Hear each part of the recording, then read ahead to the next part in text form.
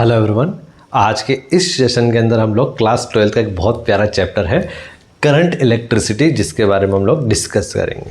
ये chapter start करने से पहले मैं आपको एक बात और बता दूं कि इसके पहले हमने जो इलेक्ट्रोस्टैटिक पढ़ा है, तो इलेक्ट्रोस्टैटिक के बहुत सारे जो कॉन्सेप्ट है वो मिल करके इस चैप्टर के ऊपर बहुत सारे क्वेश्चंस बनाते हैं।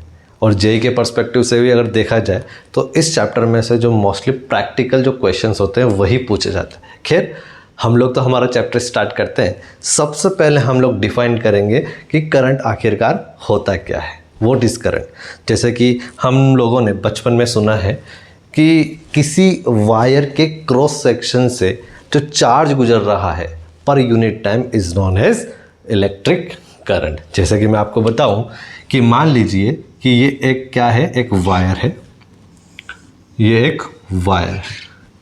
इस वायर के अंदर कोई क्रॉस सेक्शन है जिसका एरिया हमको गिवन है कैपिटल ए।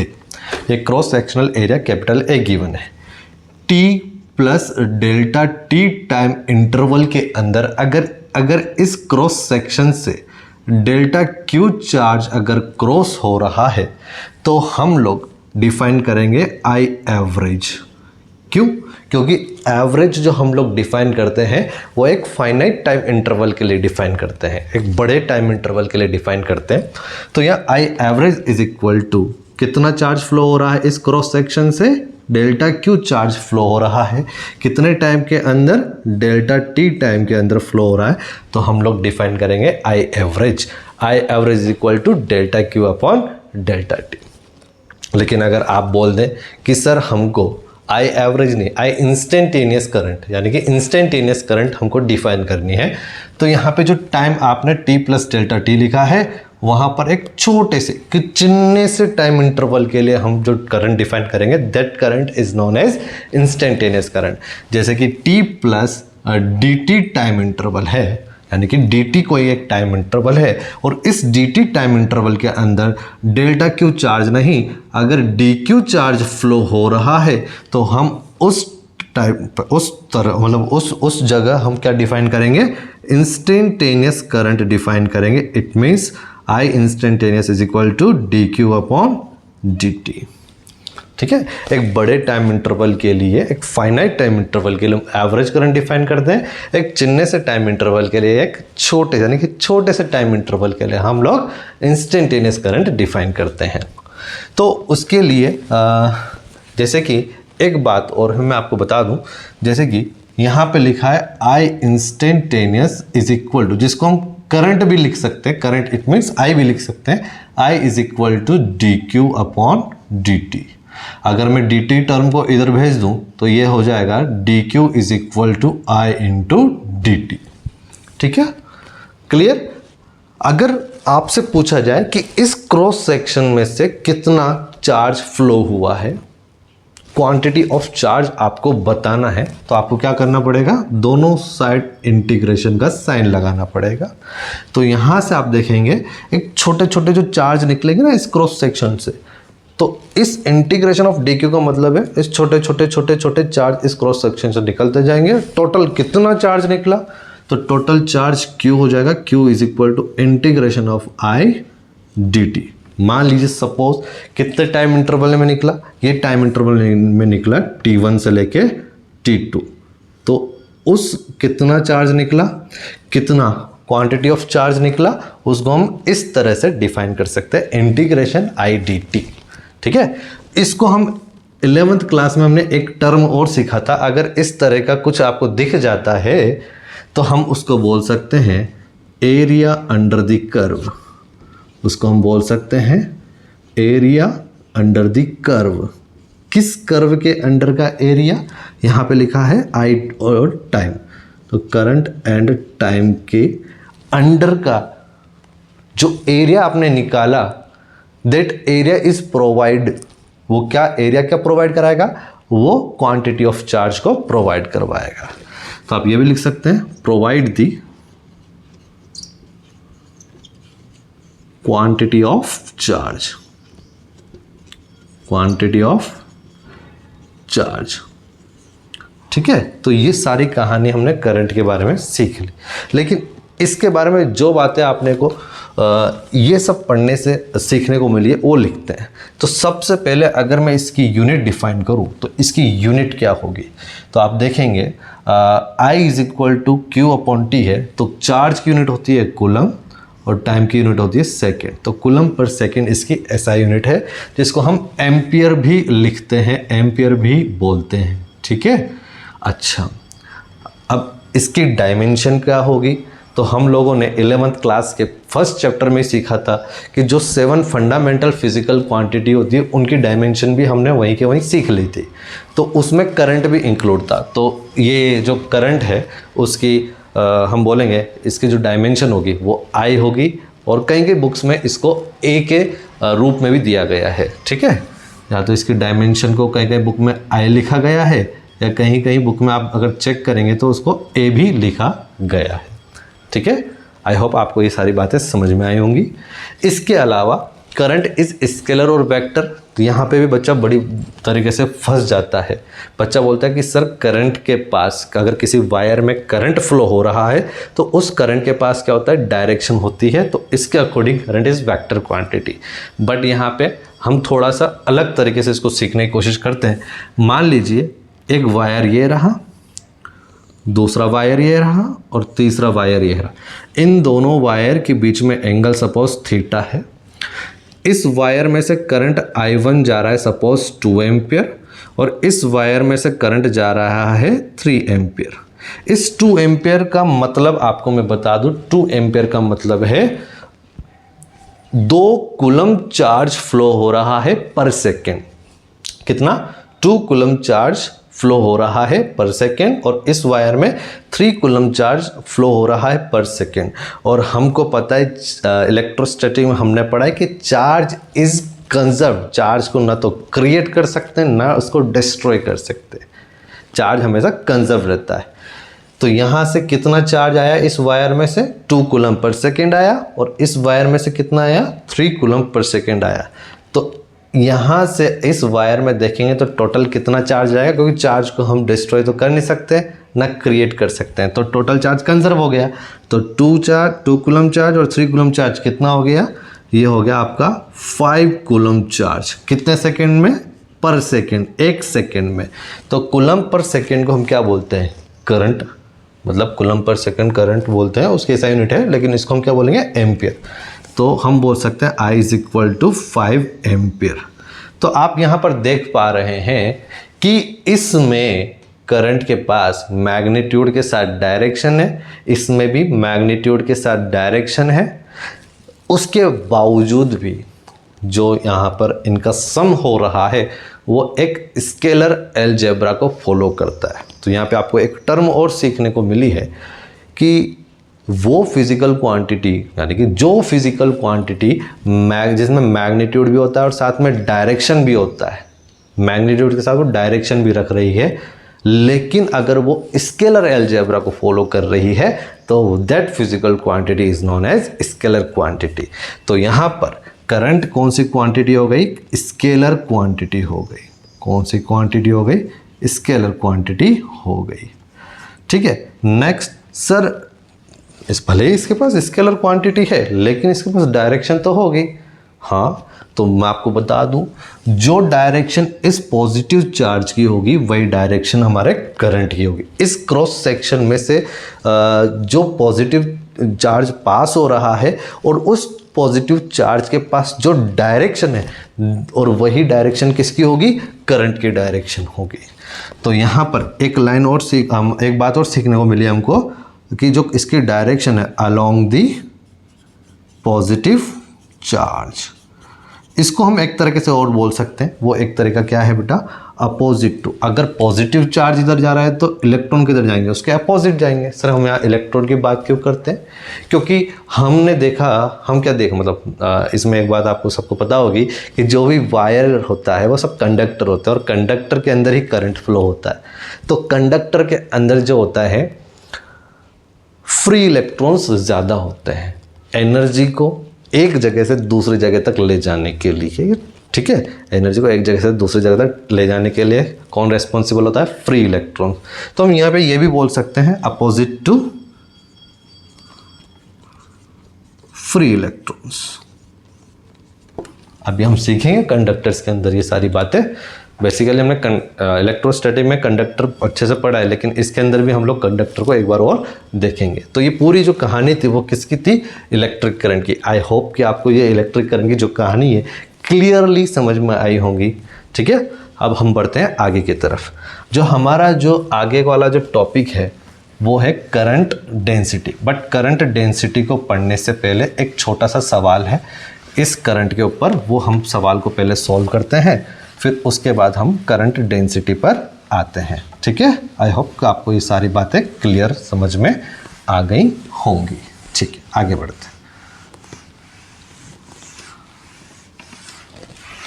चलो आगे बढ़ते हैं।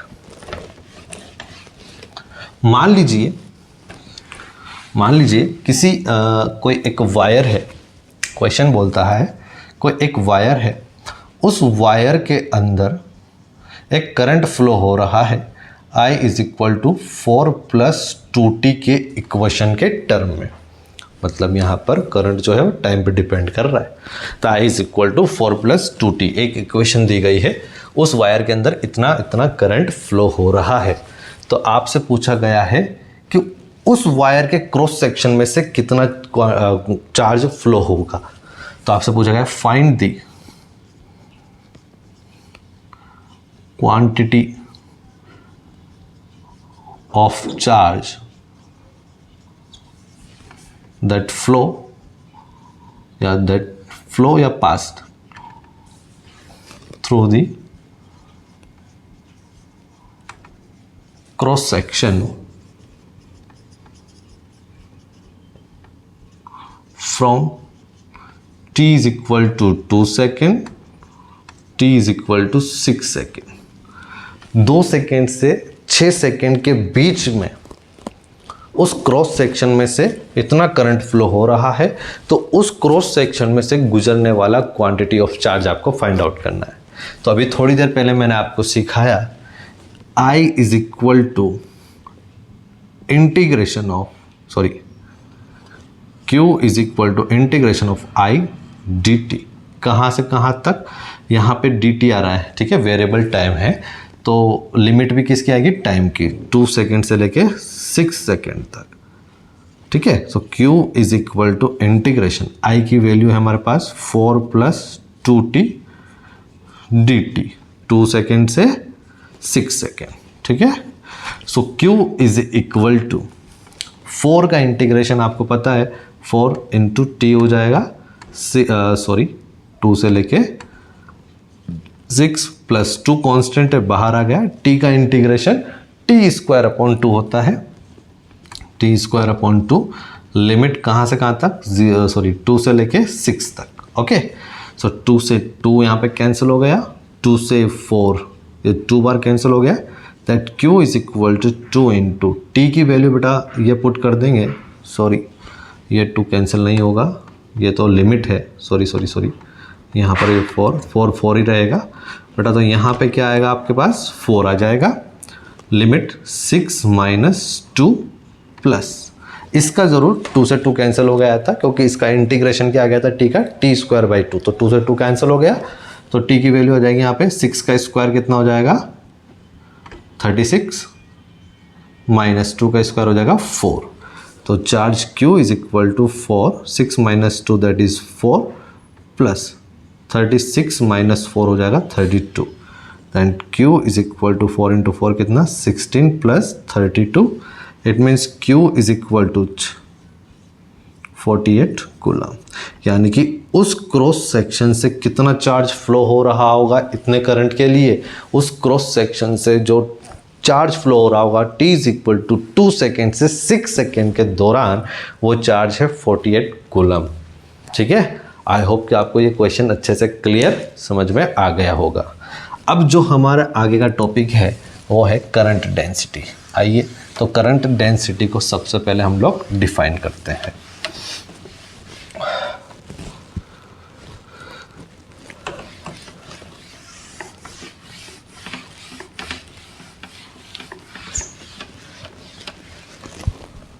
आइए, करंट डेंसिटी क्या होता है देखिए।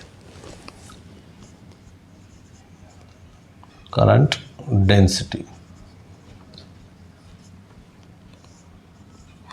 करंट डेंसिटी को हम लोग जैसे रिप्रेजेंट करते हैं और ये एक वेक्टर क्वांटिटी है, ठीक है, और ये कौन सी क्वांटिटी है, वेक्टर, ठीक है। मान लीजिए ये कोई एक वायर है, वही वायर मैं आपको दोबारा बना देता हूँ।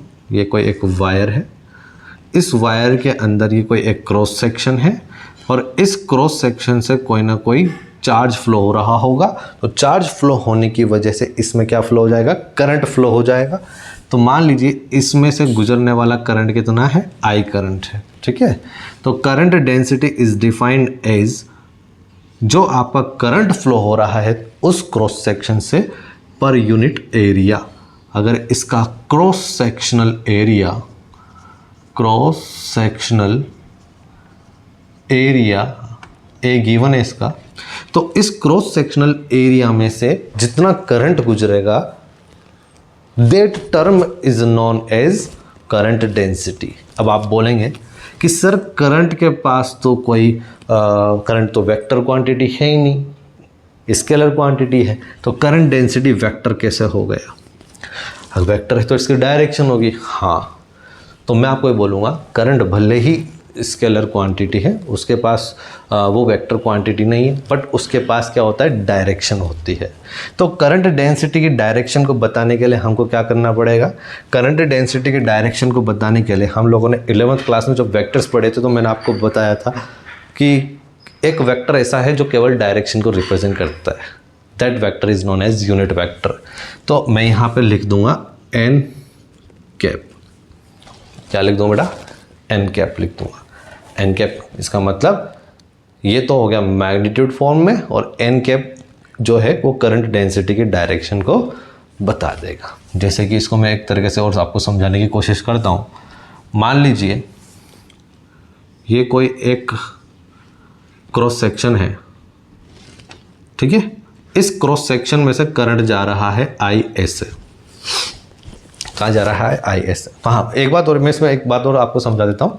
यहाँ पे आपने एन कैप लिखा है, इसका मतलब जो डायरेक्शन करंट की है वही डायरेक्शन किसकी होगी, करंट डेंसिटी की होगी, ठीक है। क्योंकि एन कैप का मतलब क्या हो जाएगा, यहाँ पे यूनिट वेक्टर का मैग्नीट्यूड तो 1 होता है बट ये डायरेक्शन ज़रूर बताता है, ठीक है ना। तो यहाँ पर जो डायरेक्शन करंट की होगी वही करंट डेंसिटी की डायरेक्शन होगी। तो इस क्रॉस सेक्शन में से जो करंट गुजर रहा है वो कितना गुजर रहा है, आई गुजर रहा है, और इस तरह से गुजर रहा है, ठीक है। तो इसका एरिया आपको कितना गिवन है, एरिया गिवन है ए, बट आपको पता है एरिया जो वेक्टर होता है वो उस सरफेस के परपेंडिकुलर होता है। तो ये कुछ ऐसे था, इसमें से करंट जा रहा है ऐसे, ठीक है। तो इसका परपेंडिकुलर क्या होगा, ऐसे हो जाएगा, ठीक है। तो इसका परपेंडिकुलर ये हो जाएगा। तो किसी सरफेस के परपेंडिकुलर क्या होता है, ए वेक्टर होता है, एरिया वेक्टर होता है। तो यहाँ पे ये क्या हो गया आपका एरिया वेक्टर, और दोनों के बीच का एंगल थीटा गिवन है। तो यहाँ पर आप देख रहे होंगे कि मैं करंट डेंसिटी जो डिफाइन करूँगा, that current density is equal to, या फिर अगर मैं यहाँ से करंट डिफाइन करूँ, so I is equal to J into A, ठीक है। तो जे इंटू ए। अब देखिएगा यहाँ पे ये करंट है, जो करंट की डायरेक्शन में ही कौन सा किसकी डायरेक्शन होगी, करंट डेंसिटी की डायरेक्शन होगी। तो जे का ये वाला कंपोनेंट क्या हो गया, जे ए कोस थीटा, और ये वाला कंपोनेंट हो गया जे ए साइन थीटा, ठीक है। तो जे ए साइन थीटा, जो ये मान लो कि कोई सरफेस है, तो जे ए साइन थीटा की वजह से तो कोई करंट इस क्रॉस सेक्शन से गुजर ही नहीं रहा है। अगर जे ए साइन थीटा की वजह से कोई करंट उस सरफेस से या उस क्रॉस सेक्शन से नहीं गुजर रहा है तो हम बोलेंगे कि वहाँ पे कोई करंट डेंसिटी भी नहीं होगा, ठीक है। तो J A cos theta is responsible, J A cos theta एक कंपोनेंट होगा इसका जो कि रेस्पॉन्सिबल होगा उस क्रॉस सेक्शन से गुजरने वाले करंट के, ठीक है। तो यहाँ पर I इज इक्वल टू जे नहीं अकेला जे का कोस थीटा, समझ में आ रहा है। तो जे कोस थीटा इंटू ए वेक्टर, ठीक है बेटा, इंटू ए वेक्टर नहीं बोलेंगे, ए बोलेंगे क्योंकि मैग्नीट्यूड फॉर्म में लिखा। सो आई इज इक्वल टू जे, अगर इसको पूरे को लिखा है जे ए कोस थीटा हो गया, so I is equal to j vector dot a vector भी हम लोग इसको लिख सकते हैं। आई थिंक आपको ये चीज़ समझ में आ गई। या तो जे ए कोस थीटा लिख देंगे या जे वेक्टर डॉट ए वेक्टर लिख देंगे। सर ये क्या हो गया? कुछ नहीं बेटा, जो है वो है ना। यहाँ पे जे साइन थीटा क्यों नहीं लिया? क्योंकि जे का जो साइन थीटा कंपोनेंट होगा, जे का जो साइन थीटा मतलब जे साइन थीटा जो कंपोनेंट होगा वो रेस्पॉन्सिबल है ही नहीं कि उसमें से कोई करंट चले जाए, क्योंकि वो तो ऐसे चला गया, एकदम ऐसे चला गया, उसको क्रॉस ही नहीं कर पाया। तो क्रॉस कौन कर पा रहा है? जे का कोस थीटा कंपोनेंट क्रॉस कर पा रहा है। तो जे का कोस थीटा तो जे हो गया इनटू एरिया, एरिया ये हो गया, ठीक है। तो ये तो हमारा क्या हो गया बेटा? करंट डेंसिटी हो गया। इसके बारे में जो भी बातें सीखने को मिलती है सब लिख डालते हैं। इसकी अगर मैं यूनिट की बात करूँ तो इसकी करंट की यूनिट होगी एम्पियर, और आपका जो ये ए है एरिया, एरिया की यूनिट हो गई मीटर स्क्वायर। तो करंट डेंसिटी का ऐसा यूनिट क्या हो गई? Ampere per metre square. आगे इसकी बात करें, डायमेंशन की बात करते हैं, तो करंट का डायमेंशन हो जाएगा I1 और इसका हो जाएगा L2, L2 पर जाएगा तो L-2 इसका डायमेंशन हो जाएगा। आई होप आपको क्लियर हो गई होगी बात। फिर उसके बाद it is a vector scalar, तो हम बोलेंगे ये कौन सी क्वांटिटी हो गई? ये वेक्टर क्वांटिटी हो गई। अगर वेक्टर क्वांटिटी है तो इसके पास क्या होगा? डायरेक्शन हो गई। तो अगर इसके पास डायरेक्शन है तो डायरेक्शन किसके तरफ? जो डायरेक्शन करंट की है वही डायरेक्शन किसकी होगी? करंट डेंसिटी की होगी। तो अलोंग दी करंट, भले करंट कौन सी क्वांटिटी है? स्केलर क्वांटिटी है, फिर भी जो डायरेक्शन करंट की होगी वही डायरेक्शन करंट डेंसिटी होगी। तो आज की क्लास यहीं तक। Thank you.